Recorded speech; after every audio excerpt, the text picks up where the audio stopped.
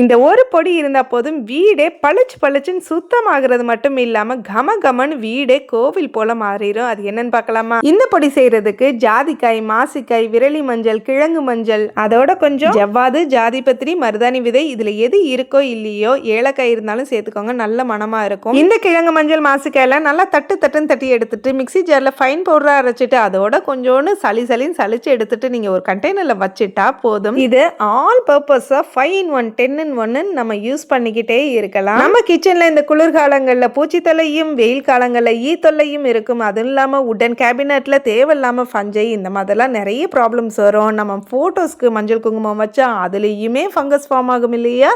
இந்த ஒன்று இருந்தால் போதும், தண்ணியில் கொஞ்சோன்னு கலக்கிட்டு கேஸ் ஸ்டவ்ல இருந்து உடன் கேபினெட்ல இருந்து எல்லாத்தையும் நீங்கள் க்ளீனாக தொடச்சி எடுத்தா வீடு கோவில் போல கம கமன்னு இருக்கும்.